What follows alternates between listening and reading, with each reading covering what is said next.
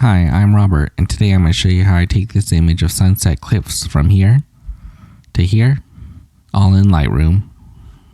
I drove down to Sunset Cliffs for this photo shoot. It was 2014 and my first time here.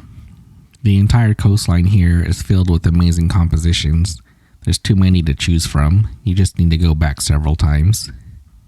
I was drawn to this huge sea rock out in the ocean. When looking for a foreground element, I came across these succulents. Back then, I was using a Canon 40D with a Tokina 11-16. I would shoot all of my shots with a 3-stop soft edge graduated neutral density filter.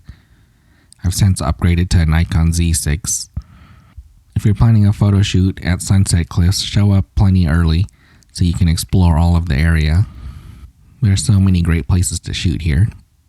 Let's get started editing this image down at the bottom. Let's make sure we're on the current version. We're going to slide up past vignetting for now. Maybe we'll come back to it. Let's click on constrain crop. Zoom in on our horizon so we can straighten this image. We're going to use rotate. That looks good. Let's move on up. Click on remove chromatic aberrations and enable profile corrections. That'll fix our barrel distortion and vignetting caused by the ultra wide angle lens. Continue up to sharpening. We'll add our normal 100 of sharpening and applying a mask to that sharpening layer. We'll go to about here. We don't want to sharpen the sky, just the cliffs and everything else. Next up, we're going to skip the color panel, but we will return to it. There's a little too much orange in this image, so let's cool it down a little bit. Now let's open this image up. We're going to bring our highlights down and our shadows up. I usually bring the shadows all the way up, but this image doesn't need it. We're just going to bring it down to 20. I'm looking at our histogram. We still have room to go to the right and to the left, so let's set our white point, bring our white point up until we clip, then back it down.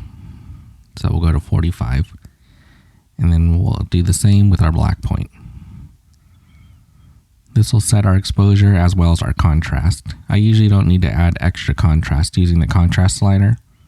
If anywhere needs extra contrast, I'll usually just brush it in or use the texture tool. Alright, let's go back down to the HSL panel. Let's go to luminance. That's where I usually start. But in this image, I don't want to brighten or darken the orange or yellow tones. I just want to desaturate them a little bit. So I'm going to bring down orange by 10 and yellow by 5. There's a little bit too much yellow and orange going on in here.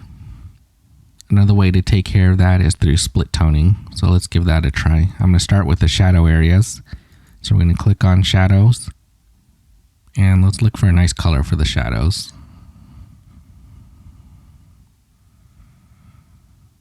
Let's add a green tone to it.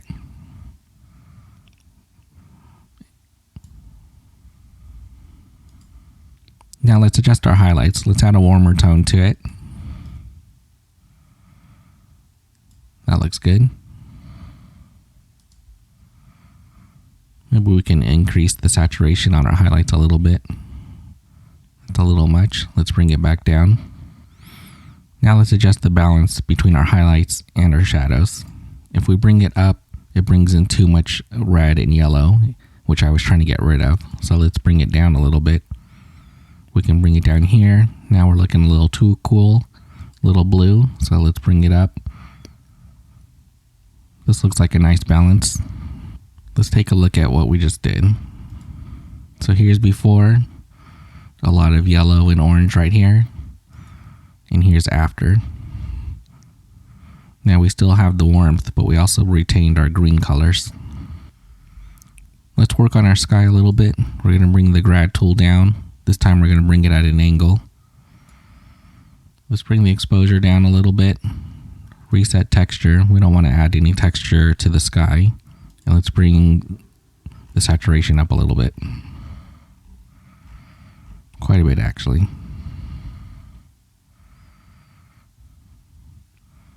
It's a little bit too much. Let me back it down. That looks good. Let's close that tool. Now let's grab the brush tool to help bring out our foreground. Press O to turn on our overlay so we can see where we're brushing. And I'm going to brush in all of the plants here. Press O to turn off the overlay. Let's reset all of our sliders by double clicking on Effect. And let's add some texture to these plants to help bring them out. That looks good.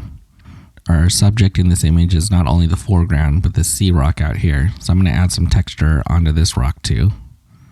We'll just simply paint it in. Let's double check. Looks good.